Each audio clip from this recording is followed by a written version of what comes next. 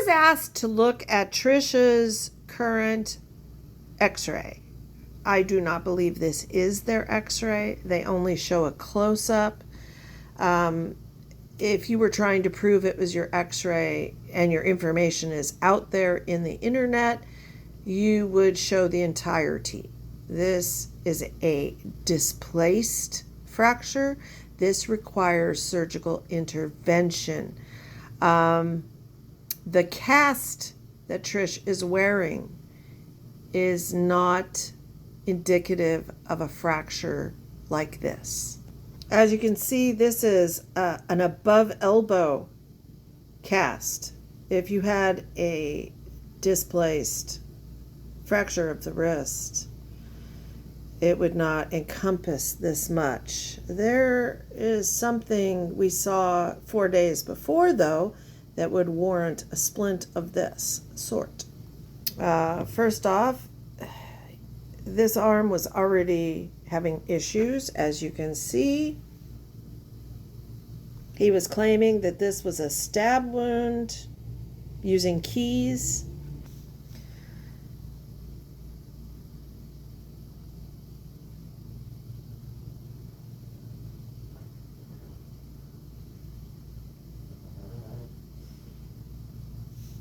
So, let's look at that. Checking to make sure the chat is grossed out. Would you look at this? Always checking the chat. I don't think we can count the amount of tranq sores that I see. We have modeling skin. It's not dirt. It's not bruising. That is mottling. Prepare to be grossed out.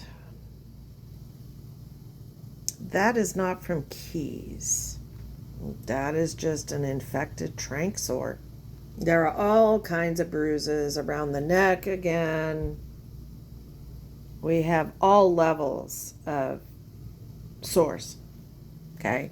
I mean, let me preface this by saying Trish can do whatever they want with their life. They want to continue living this way, which is what Trish has said in the past.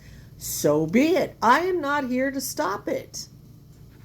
The fact is, though, I don't want to see people fall victim to sympathy and naivete and not understand what is going on. These are tranq sores, plain and simple.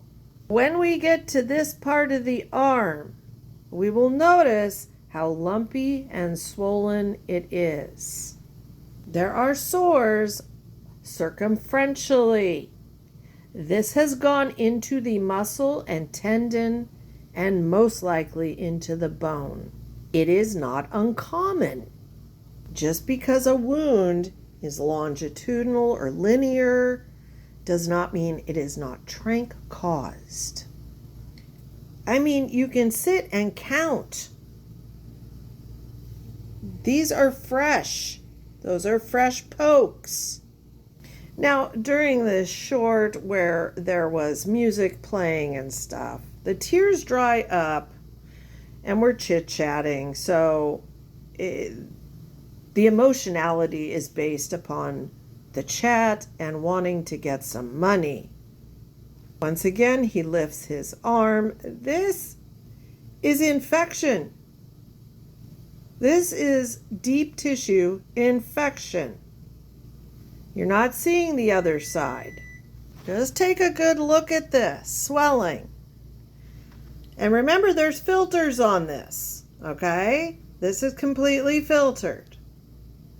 You can now see the line of pokes, the different tranq scars. Imagine what we're not seeing. We're seeing bruising. Trish goes from talking to the friends to crying in one fell swoop. Oh, chat, I forgot you.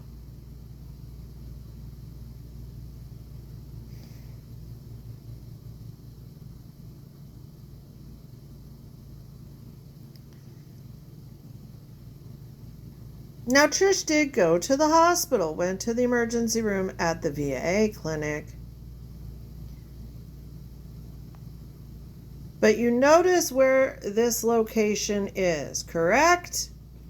And supposedly, more poke marks, supposedly the wounding of the wrist came afterwards.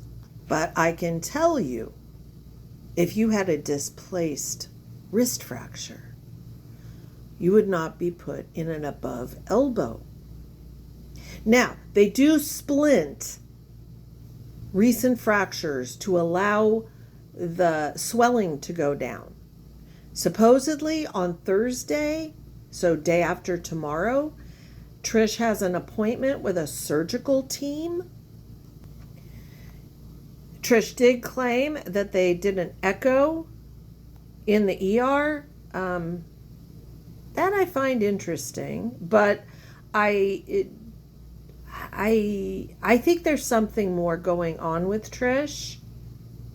So here he's pulling out all his bottles to prove that he has an oxycodone prescription. He covers the date, the fill date, and then talks about pain contracts, etc.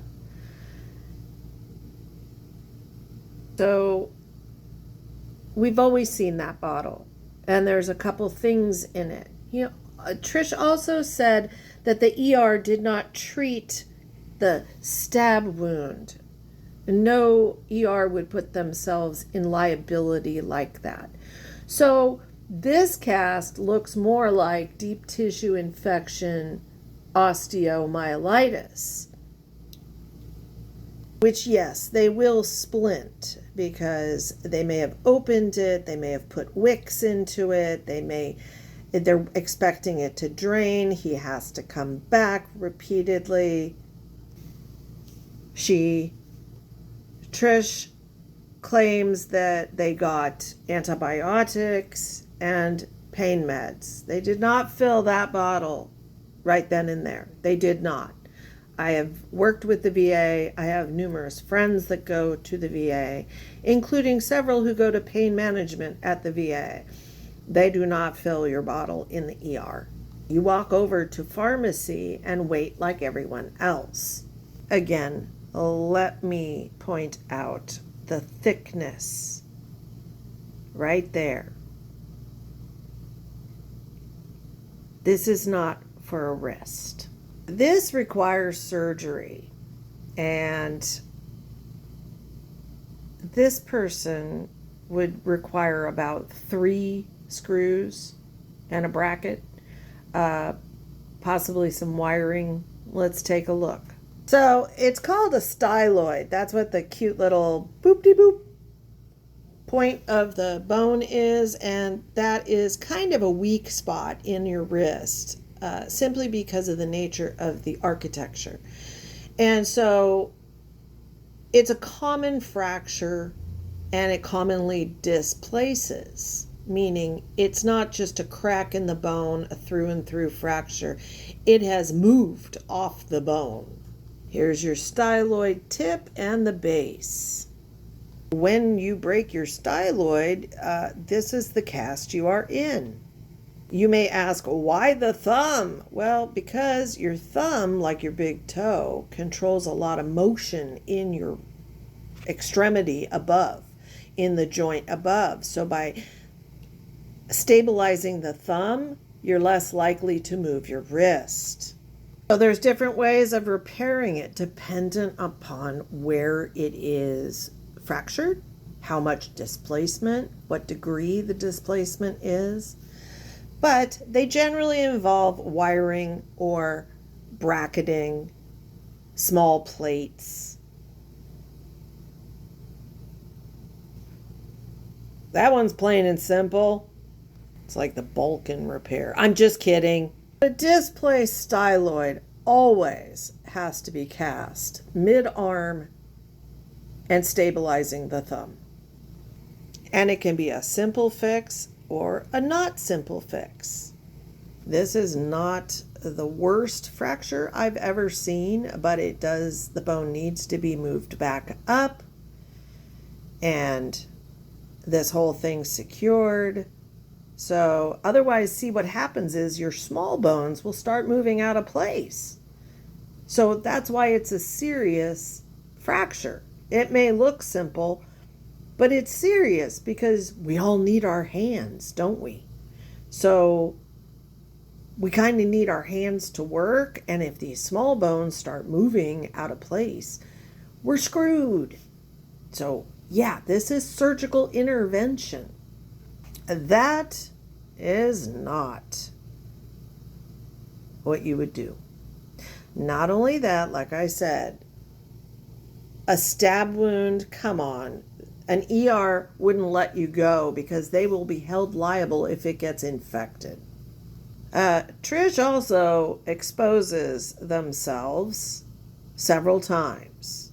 And though I am not one to report things, people did report it. And Trish couldn't understand that, but I don't think Trish thought many people saw or thought that people would enjoy what they saw. I am not going to show it because there was too much to be seen, but I did screenshot the timestamp and I will let you know. Trish was in the company of Molly, who was helping, which is great, but Molly has red hand syndrome, so too bad. Molly was nice enough to go to the cafeteria and get something. So that's the timestamp, 28:05.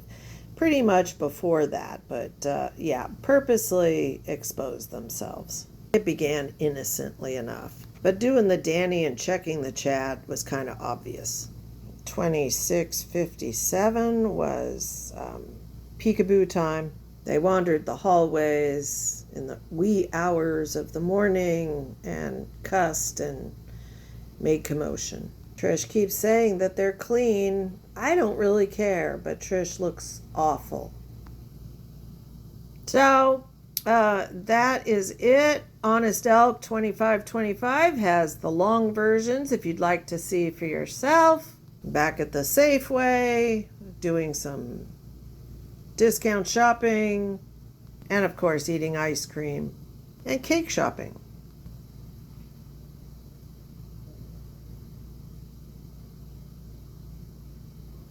That doesn't look suspicious, no. I don't care what Trish does. Trish can do whatever. Just know that Trish does get a pension and always has a crisis. And when there's a crisis every day and Tranxors, it's, you can decide for yourself. You know what's going on. I'm not here to tell anybody either way. I really don't care. But someone asked me to evaluate the x-ray. I'm not an orthopedist, but I've seen enough x-rays to know what happens. And I've transported enough patients that had, or taken care of enough patients who had styloid fractures. That thing needs to be repaired pronto. But that's not the cast for it.